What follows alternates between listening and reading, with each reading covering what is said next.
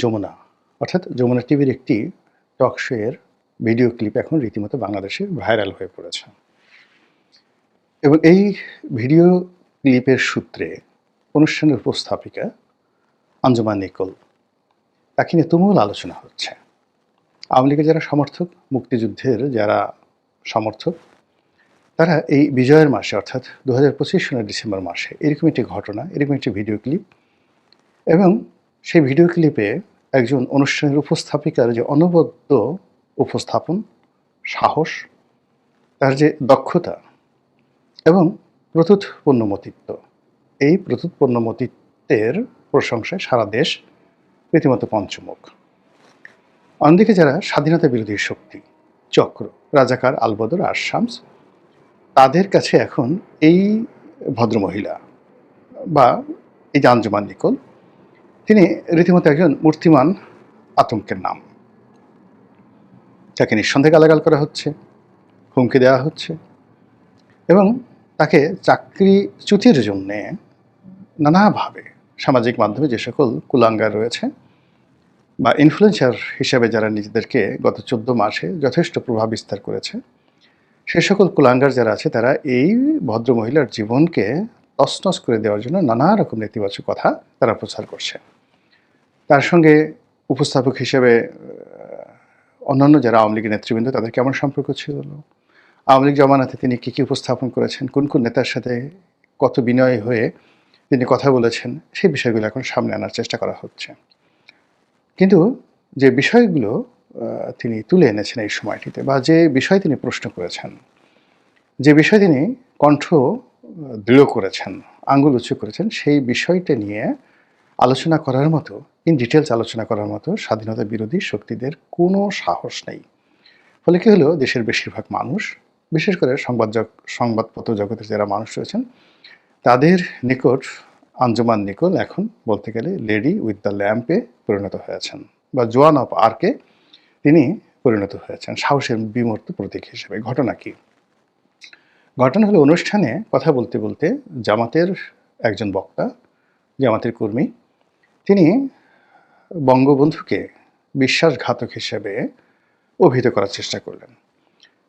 আপনারা জানেন যে মহান মুক্তিযুদ্ধের সময়ে কতগুলো ঘটনা, তার মধ্যে বঙ্গবন্ধু গ্রেপ্তার যেটা হলেন ২৫শে মার্চ তারিখে, এটাকে স্বাধীনতা বিরোধীরা মনে করেন যে বঙ্গবন্ধু তাদেরই মতো আত্মসমর্পণ করেছিল বা পাকিস্তান প্রীতিতে বিমুগ্ধ হয়ে তিনি পাকিস্তানে চলে গিয়েছিলেন, অথবা তিনি জুলফিকার আলী ভুট্টো, ইয়াহিয়া খান, টিক্কা খান, তাদের সঙ্গে তিনি একটি সম্পর্ক বা আতাত করে পুরো জাতিকে একটা যাকে বলা হয় যুদ্ধের মুখে ঠেলে দিয়ে, রাজাকার, আলবদর আর শামস, তাদের যাকে বলা হয় আক্রমণের মুখে ফেলে দিয়ে তিনি চলে গেছেন। কাজেই তিনি জাতীয় বীর হতে পারেন না, তিনি জাতির সঙ্গে বেইমানি করেছেন, মুনাফিকি করেছেন, এই ধরনের কথাবার্তা কিন্তু আড়ালে আবডালে তারা বলে আসছিল এবং তাদের বিভিন্ন বই পুস্তকে তারা এইভাবেই বিষয়গুলিকে উপস্থাপন করে আসছিল।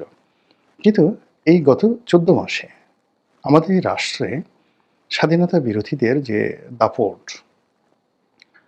তারপরে প্রো লিবারেশন ফোর্স যেভাবে আমাদের রাজনীতি থেকে এই মুহূর্তে দূরে আছে, আর এন্টি লিবারেশন ফোর্স যেভাবে শক্তিমত্তা দেখাচ্ছে, তাতে করে আসলে বঙ্গবন্ধুকে গালি দেওয়া এখন একটা ডাল ভাতের বিষয়। যেখানে বঙ্গবন্ধুর নামকে উচ্চারণ করতে ভয় পাচ্ছে, যেখানে বঙ্গবন্ধুর যে সকল ভাস্কর্য রয়েছে ভেঙে চুরে চুরমার করে দেওয়া হচ্ছে, যেখানে সে সকল ভাস্কর্যের যে বঙ্গবন্ধুর মাথার অংশ, যেটাকে খুলি বলা হয়, সেটিকে ভেঙে সেই খুলির মধ্যে মনুষ্য বিষ্ঠা দিয়ে তারপর সেই খুলি ফেলে দিয়ে ঐতিহাসিক নৃত্য করা হচ্ছে, সেই বাংলায় একজন আঞ্জুমান নিকোল যখন বলেন এই বিজয়ের মাসে বঙ্গবন্ধুকে নিয়ে আপনি যে বক্তব্য দিলেন, তাকে বিশ্বাসঘাতক বললেন, আমি এই মঞ্চে দাঁড়িয়ে আমার যে নোট অফ ডিসেন্ট, আমার যে প্রতিবাদ, সেটা আমি জানিয়ে রাখলাম, ইটস এ হিস্ট্রি। আপনি এটা যে সাহস, এটা যে শক্তি, এর যে দৃঢ়তা, এর যে আগুন, এটা কল্পনা করা যায় না। যারা ওই দৃশ্য দেখেছেন, মনে হচ্ছিল যে ৭১-এর রণসঙ্গীত বাজছিল। আঞ্জুমান নিকোল যখন এই কথা বলছিলেন, তখন মনে হচ্ছিল যে ৭১-এর যে রণসঙ্গীত সেটা বাজছিল। ২ নম্বর হলো যে মুক্তিবাহিনীর যে অস্ত্রগুলো সেগুলো গর্জন করে উঠছিল।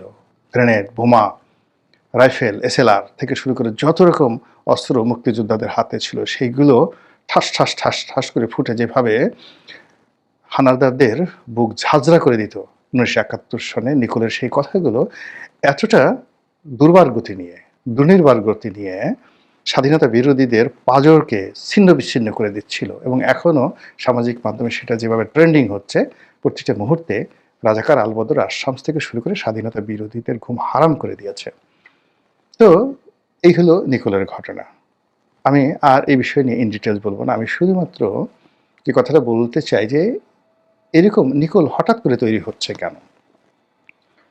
যে আমতারেক একটা সময় ৩২ নম্বর ভাঙার কাজে নিজেকে নিয়োজিত করেছিল, সে কেন এখন মুক্তিযুদ্ধের পক্ষে কথা বলছে? কিংবা হঠাৎ করে ১৮০ ডিগ্রি অ্যাঙ্গেলে গিয়ে বিএনপির যিনি ভারপ্রাপ্ত চেয়ারম্যান আছেন জনাব তারেক রহমান, তিনি কেন এই মুহূর্তে স্বাধীনতা বিরোধীর বিরুদ্ধে তার কণ্ঠকে বুলান্ত করে ফেলেছেন? এর কারণ হলো বঙ্গবন্ধু, স্বাধীনতা আন্দোলন, মহান মুক্তিযুদ্ধ। বিশ্বাস করেন এদেশের মাটির প্রতিটি কণায় এটি বপিত অবস্থায় আছে। এই মাটি থেকে যে গাছ জন্ম নেয়, সেই গাছে যে দোল দেয়, বাতাস আন্দোলিত করে, সে বাতাসের মধ্যে মুক্তিযুদ্ধের সুঘ্রাণ ছড়িয়ে পড়ে। সেই বাতাসের মধ্যে মুক্তিযুদ্ধের গান আন্দোলিত হয়। এদেশের সেই যে পাখপাখালি, প্রকৃতির যে পাখপাখালি, সেই পাখপাখালির যে কণ্ঠে যে ছন্দ থাকে, সে ছন্দের মধ্যে মুক্তিযুদ্ধ থাকে, বঙ্গবন্ধু থাকে, জয় বাংলা থাকে। আপনি এগুলো কখনোই অ্যাভয়েড করতে পারবেন না। এটাই প্রকৃতির নিয়ম, এটাই প্রকৃতি তৈরি করে দেয়। যে মানুষটি তার জীবনের ১৭টি বছর তিনি খুব স্বল্প জীবন পেয়েছিলেন।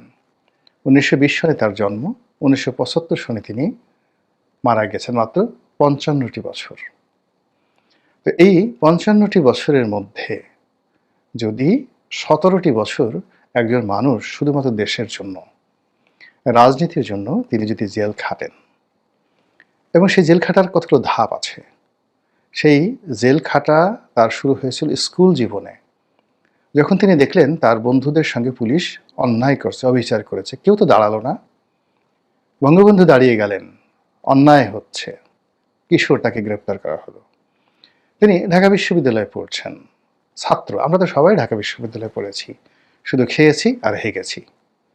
কিন্তু তিনি ঢাকা বিশ্ববিদ্যালয়ে পড়াকালীন অবস্থায় ওই যে বিভিন্ন হলের কিংবা রেজিস্টার বিল্ডিংয়ের, কলা ভবনের, সায়েন্স অ্যানেক্স বিল্ডিংয়ের যে সকল তৃতীয় এবং চতুর্থ শ্রেণীর কর্মচারী মানবেতর জীবনযাপন করছিলেন, তারা হঠাৎ করে আন্দোলনে নামলেন।